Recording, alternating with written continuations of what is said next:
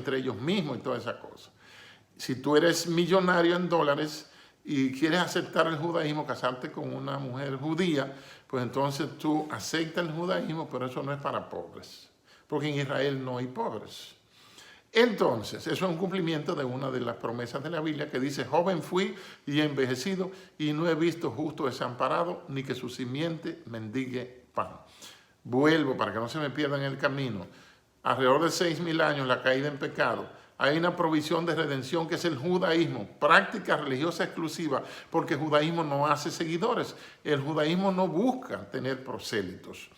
Entonces, los judíos a lo largo de la historia persiguen, matan y aniquilan, una persecución genocida a los pueblos, a las otras naciones que tenían otros dioses, que ellos los llaman dioses ajenos o dioses profanos, pero le tenían y le tienen prohibido adorar a Jehová.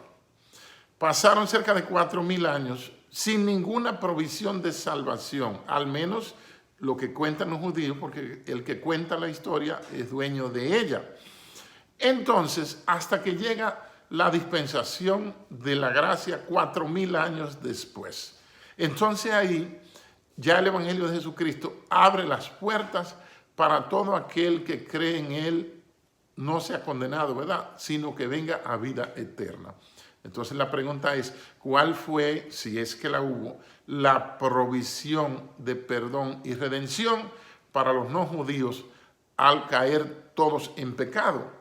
Porque el mismo Pablo relata en Adán y Cristo, dice: por cuanto el pecado entró en el mundo por un hombre y por el pecado la muerte, así también por un hombre, Jesucristo, entró la salvación y la vida eterna a toda la humanidad, porque San Pablo es el apóstol de los gentiles. Eso quiere decir entonces que entre esos 4.000 años de dominio israelí del judaísmo, pues los no judíos estábamos jodidos porque no teníamos posibilidad de salvación, para decirlo de una forma más gráfica. Y recuerden que los judíos, la nación de Israel, está ahora en una especie de España boba, de pausa religiosa. ¿Por qué?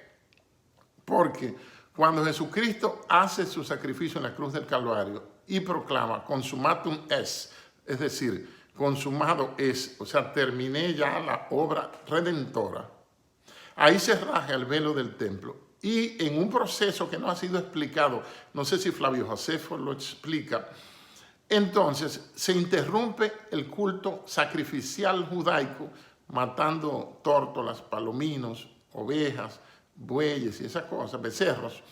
Y entonces el templo que le había hecho, el segundo templo que se le había construido un señor no judío, se lo hizo Herodes el Grande, le hizo el templo. Ese templo fue destruido en el año 70 de nuestra era por la invasión a Jerusalén del Imperio Romano por el general Tito, hijo del emperador Vespasiano. Lo que indica que Israel tiene una interrupción del culto judaico desde que Jesucristo murió por nosotros, por toda la raza humana. Y tiene una interrupción del culto porque no aceptaron a Jesucristo como Mesías. Entonces se han quedado sin el judaísmo integral, ¿verdad? Y tampoco sin Jesucristo. Esa es una gran pregunta que quisiera que algún teólogo, alguien, se anime a contestar. Muchas gracias.